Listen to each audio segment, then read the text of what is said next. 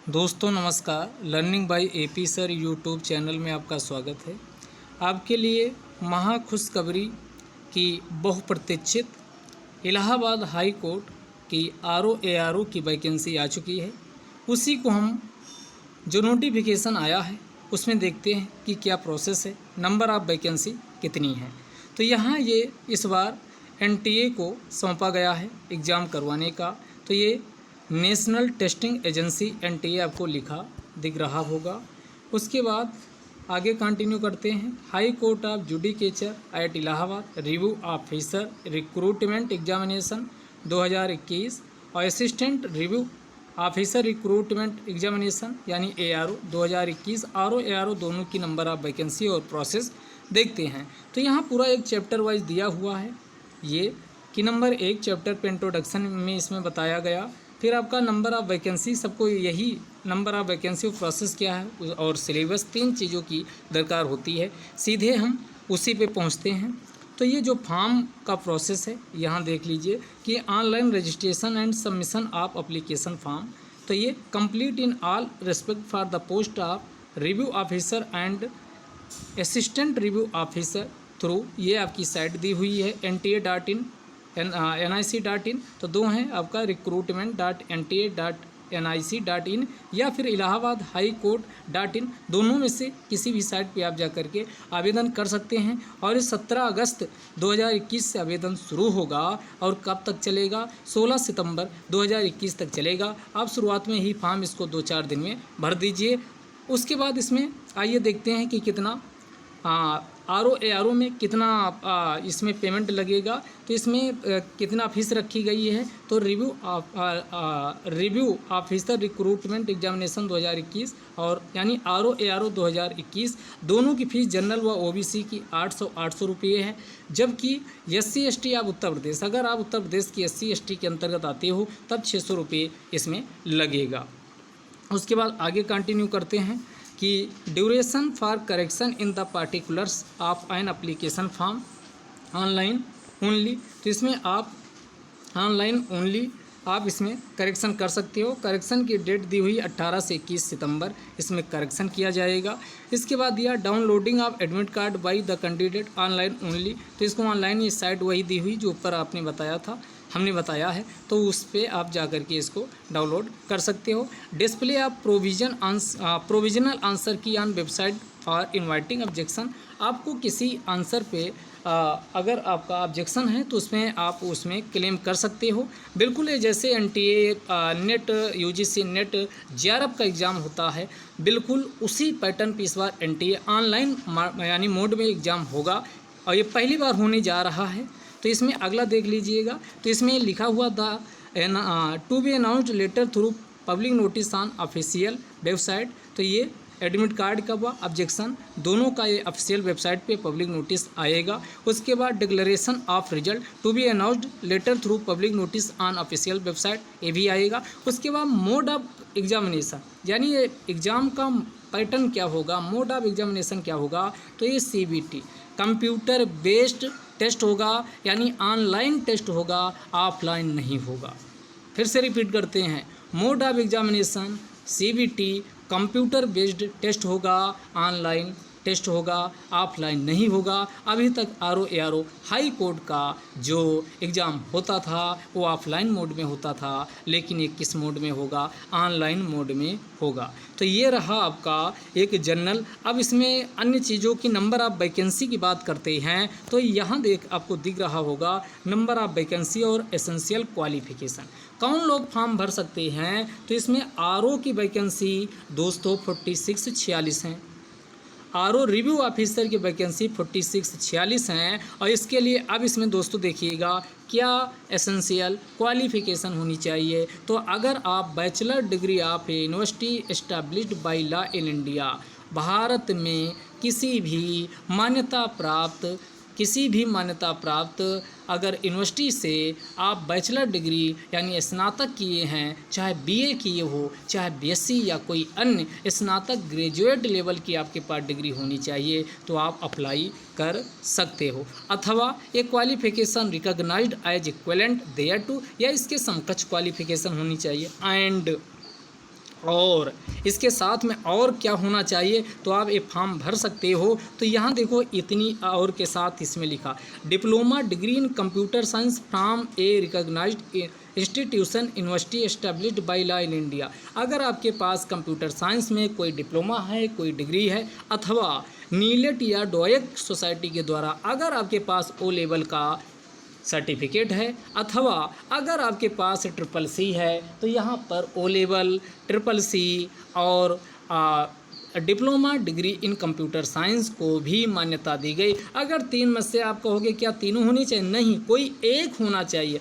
या तो आपके पास ट्रिपल सी सर्टिफिकेट हो, या फिर ओ लेवल सर्टिफिकेट हो, या फिर diploma degree in computer science होना चाहिए, तो आप इसके लिए अप्लाई कर सकते हो। और दूसरा यहाँ दोस्तों ध्यान दीजिएगा, मिनिमम टाइपिंग स्पीड आपकी कितनी होनी चाहिए, 25 words per minute in English typing on computer.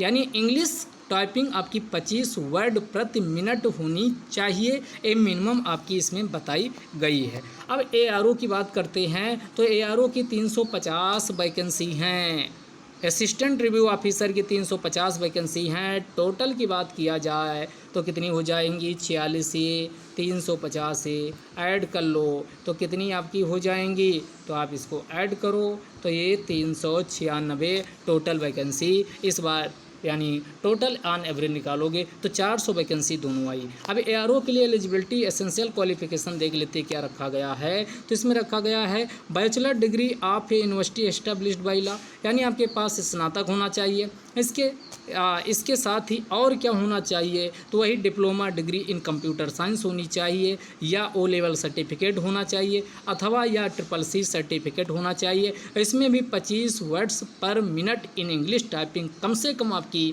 On computer पर होनी चाहिए। यानी इसमें या तो ओ लेवल हो, या ट्रिपल सी हो, या फिर diploma degree in computer science आपके पास होना चाहिए। अगर ये है तो आप सभी लोग, सीधा सा इसका मतलब है कि इसमें सभी लोग समान स्नातक, साथ में अगर ट्रिपल सी भी आपके पास है, या ओ लेवल है, या डिप्लोमा डिग्री कंप्यूटर साइंस है, तो आप इन दोनों पोस्ट के लिए आप अप्लाई कर सकते हो। तो ये रहा आपका नंबर ऑफ वैकेंसी, और यहाँ पर अलग अलग उसका भी नंबर वैकेंसी का डिटेल 350 में दिया गया है कि किसके लिए कितनी वैकेंसी हैं। तो यहाँ शेड्यूल कास्ट के लिए 73 वैकेंसी, शेड्यूल ट्राइब के लिए 7 वैकेंसी, OBC के लिए 94 वैकेंसी, अनरिजर्व्ड के लिए 176 वैकेंसी, टोटल आपकी 350 हैं। तो उसका एक क्लासिफिकेशन किया गया, SC के लिए 73, ST के लिए 7, OBC के लिए 94, और उसके बाद अनरिजर्व्ड के लिए तो इसमें 176 वैकेंसी रखी गई हैं। तो ये आपकी नंबर ऑफ वैकेंसी इसमें रखा गया है। तो टोटल वैकेंसी ठीक ठाक हैं, तो इसका हमने आपको बताई दिए हैं कि किस में क्या।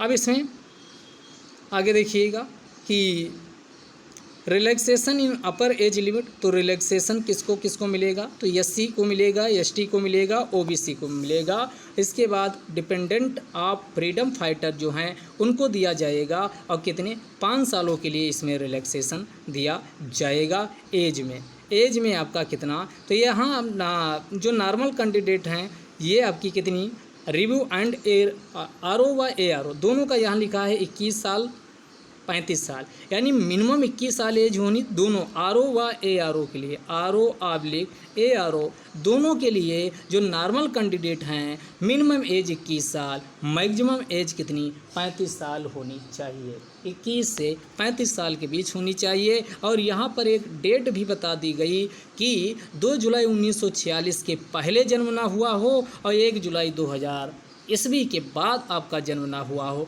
अगर इनके बीच पैदा हुए हो तो आप इस पोस्ट के लिए अप्लाई कर सकते हो। छूट भैया किसको मिलेगी, तो छूट मिलेगी SC, ST, OBC इन कैंडिडेट अगर उत्तर प्रदेश के आप रहने वाले हो तो 5 साल की छूट मिलेगी। साथ में डिपेंडेंट ऑफ फ्रीडम फाइटर को भी 5 साल की छूट दी गई है। उसके बाद अगला ये छूट वाला आपका हो ही गया। एक सर्विसमैन को भी इसमें छूट दी गई है, army air force, navy, ex serviceman जो हैं, लेकिन इनको छूट 3 साल के लिए दी गई। यहाँ देख लीजिए 5 साल नहीं, इनको 3 साल की छूट दी गई है। इसके अलावा जो फिजिकली हैंडीकैप्ड कैटेगरी के कैंडिडेट हैं जो उत्तर प्रदेश के हैं, इनको 15 साल की छूट प्रदान की गई है। तो आप अपनी अपनी कैटेगरी देख करके इसमें अप्लाई करिएगा। उसमें फिर वही नॉर्मल क्या क्या होना चाहिए, सिटीजन ऑफ इंडिया, ये सब आपका वो आप इसमें आपका काम का नहीं है। जितना काम का था वो हमने आपको यहाँ बता दिए हैं। अब आगे कंटिन्यू करते हैं कि सिलेबस एंड मॉडलिटीज यानी सिलेबस क्या होना चाहिए। तो यहाँ लिखा there shall be single stage examination for the following post consisting of 2 parts as mentioned in. यानी ये क्या होगा, सिंगल स्टेज का एग्जामिनेशन होगा, सिंगल स्टेज का एग्जामिनेशन होगा। तो इसमें देख लेते हैं मल्टीपल, देखो पार्ट 1 पार्ट 2 दोनों का यहाँ बात कर लेते हैं क्या क्या आएगा। तो मल्टीपल चॉइस क्वेश्चन पूछे जाएंगे और ये CBT कंप्यूटर बेस्ड टेस्ट होगा। Total number of MCQ question 200 होंगे। मिनिमम मार्क्स यानी एक क्वेश्चन 1 नंबर का, टोटल कितने नंबर का पेपर होगा, 200 नंबर का होगा। लेकिन समय होगा 3 घंटे, 3 घंटे का पेपर होगा। 3 घंटे का कितना, 180 मिनट्स, 3 घंटे का ये पेपर होगा। नो निगेटिव मार्किंग, कोई निगेटिव मार्किंग नहीं है। नो मिनिमम क्वालिफाइंग मार्क्स, कोई भी मिनिमम क्वालिफाइंग मार्क्स नहीं है। जितने ज़्यादा मेरिट बनेगी, जो बच्चे गेन करेंगे नंबर, उसके आधार पे मेरिट बनाई जाएगी। 3 घंटे का पेपर, 200 क्वेश्चन, एक क्वेश्चन 2 नंबर का, कोई निगेटिव मार्किंग नहीं होगी। अगला पार्ट 2 में क्या होगा, computer knowledge test in English only होगा। और इसमें mode of computer based test होगा। ये भी मैक्सिमम मार्क्स 50 हैं और ड्यूरेशन 20 मिनट का ये होगा। नो निगेटिव मार्किंग होगी। और उसके बाद मिनिमम क्वालिफाइंग मार्क्स से 25 मार्क्स आउट ऑफ 50 रखा गया है। अगर 25 नंबर से कम 50 मिलाते हो तो आप फेल हो जाओगे। मिनिमम स्पीड क्या होनी चाहिए, तो 25 वर्ड पर minute in English typing on computer. Computer पर कितना, 25 वर्ड्स पर मिनट आपकी टाइपिंग होनी चाहिए। अब इधर कुछ सिलेबस दिया गया है। सिलेबस आप देख लीजिए क्या क्या इसमें पूछा जाएगा। दोस्तों देखिएगा, ये आपके सामने सिलेबस रहा। जनरल साइंस इसमें आपके सिलेबस में हिस्ट्री ऑफ इंडिया, भारत का इतिहास है। इंडियन नेशनल मूवमेंट, ये अलग से लिखा हुआ है। भारतीय स्वतंत्रता संग्राम, इंडियन पॉलिटी, भारतीय राज्य व्यवस्था, इकोनॉमी अर्थव्यवस्था, कल्चर संस्कृत है, इंडियन एग्रीकल्चर है, कॉमर्स एंड ट्रेड है यानी वाणिज्य और व्यापार, पॉपुलेशन जनसंख्या, इकोलॉजी पारिस्थितिकी, अर्बनाइजेशन शहरीकरण। और इंडियन कॉन्टेक्स्ट में ये सब पॉपुलेशन जनसंख्या, पारिस्थितिकी, शहरीकरण ये पढ़ना है। वर्ल्ड ज्योग्राफी, विश्व भूगोल, geography and resources of India, Bharat का भूगोल और भारत के संसाधन, ये आपके सिलेबस में लिखा। Current national and international important events पूछा जाएगा। जनरल एप्टीट्यूड यानी रीजनिंग इसमें आएगी, जनरल एप्टीट्यूड पूछा जाएगा। Special knowledge regarding education, culture, agriculture, विशेष ज्ञान आपका किसमें होना चाहिए, एजुकेशन में, कल्चर में, एग्रीकल्चर में, इंडस्ट्री में, living and social tradition of Uttar Pradesh इसमें स्पेशल अलग से लिखा। अच्छे से इसको करके जाइएगा, यहाँ उत्तर प्रदेश का स्पेशल लिख दिया गया। Knowledge of general English and general Hindi of graduation level. अब यहाँ बहुत अच्छा लिखा है, ग्रेजुएशन लेवल का आपको नॉलेज होना चाहिए क्या, अंग्रेजी और जनरल हिंदी में। तो जनरल हिंदी और जनरल इंग्लिश दोनों ग्रेजुएशन लेवल का होगा। एलिमेंट्री नॉलेज ऑफ कंप्यूटर, और कंप्यूटर का यानी बेसिक नॉलेज आपको इसमें होना चाहिए। अगला कंप्यूटर का जो सेकंड वाला है उसमें क्या किया जाएगा, कंप्यूटर नॉलेज टेस्ट सेकंड। तो ये candidate shall be provided a text in English आप अप्रोक्सीमेटली 500 वर्ड का दिया जाएगा, उसको टाइप करना आपको होगा कंप्यूटर पर ही। तो इसी को ये 50 नंबर का टेस्ट होगा। सेम सिलेबस किसका है, सेम सिलेबस ARO का भी है। तो सिलेबस में ARO में भी टाइपिंग होगी, दोनों में कोई भी अंतर नहीं है, दोनों में सब कुछ सेम इसमें रखा गया है। तो यहाँ पर आपका कंप्यूटर नॉलेज टेस्ट, यहाँ पर आपकी माइनस मार्किंग लिखी हुई है अगर मिस्टेक करते हो तो। सेकंड वाले में देख लीजिए, फर्स्ट वाले में कोई निगेटिव मार्किंग नहीं है, लेकिन सेकंड वाले में है कंप्यूटर नॉलेज टेस्ट। इसमें देख लीजिए, marks to be deducted on each mistake error. जितनी मिस्टेक आप करोगे उतने क्या होगा, 0.1 आपके मार्क्स कटता जाएगा। मान लो 100 गलतियां आपने कर दिया तो 100 को मल्टीप्लाई कर दीजिए 0.1 से, तो इसमें कितना कट जाएगा, तो ये आपका 10 नंबर सीधे सीधे कट जाएगा अगर 100 गलती आप करते हो। Value of mistake error 1 mistake पे 0.1 मार्क्स इसको क्या किया जाएगा, यानी डिडक्ट किया जाएगा। तो ये रहा माइनस, अगर आप 10 किए तो 1 नंबर, 10 मिस्टेक पे 1 नंबर कटेगा, 100 मिस्टेक किए तो 10 नंबर कटेंगे।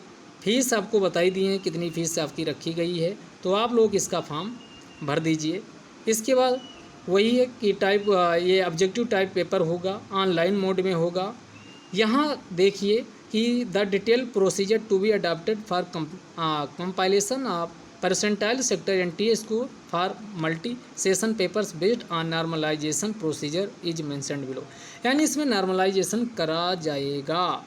Normalisation procedure based on percentile, अगर परसेंटाइल कई उसमें पेपर होगा तो इसमें नॉर्मलाइजेशन स्वाभाविक है, नॉर्मलाइजेशन भी किया जाएगा। और इसमें परसेंटाइल स्कोर यानी टॉपर दे किसी शिफ्ट में पेपर आसान है, परसेंटाइल अधिक है तो नॉर्मलाइजेशन किया जाएगा, तो उसी हिसाब से नॉर्मलाइजेशन किया जाएगा। हार्ड पेपर है तो उसमें जो परसेंटाइल निकाला जाएगा, देखा जाएगा, तो उसके आधार पर इस पर नॉर्मलाइजेशन होगा। तो ये नॉर्मलाइजेशन भी लागू होगा, साफ साफ एनटीए ने इसको लिख दिया है कि इसमें नॉर्मलाइजेशन लागू किया जाएगा। तो फेज़ 1 फेज़ 2 दोनों हमने आपको बता दिया। तो एग्ज़ाम जो होगा ये डे 1 में, जो डे 1 में शिफ्ट 1 यानी ये आपका सेशन कितने सेशन में होगा, तो सेशन आपका दिया है 4 सेशन में एग्ज़ाम को कंडक्ट करवाया जाएगा। तो यहाँ देख लीजिए session 1 day 1 shift 1, session 2 day 1 shift 2, यानी सेशन 1 फर्स्ट मीटिंग, सेशन 2 पहली यानी जो आज मान लो एग्ज़ाम हो रहा है तो आज की दोनों मीटिंग में होगा सुबह शाम, और कल की दोनों मीटिंग में सुबह शाम होगा। टोटल 4 सेशन में एग्ज़ाम कंडक्ट करवाया जाएगा। तो इसमें शिफ्ट 1 शिफ्ट 2 फिर सेशन 3 डे 2 में फर्स्ट शिफ्ट, उसके बाद सेशन 4 यानी डे 2 शिफ्ट 2 में ये पेपर कंडक्ट करवाया जाएगा। तो ये आपका A to Z जितनी भी आपकी इसमें एसेंशियल क्वालिफ़िकेशन थी हमने आपको समझा दिया। इसके बावजूद अगर किसी को और कोई दिक्कत होती है तो आप कमेंट बॉक्स में इसको आप पूछ सकते हैं, अगर कोई क्वेरी आपकी होती है तो ये आपका। तो ये सेशन यहीं समाप्त करते हैं। जय हिंद जय भारत।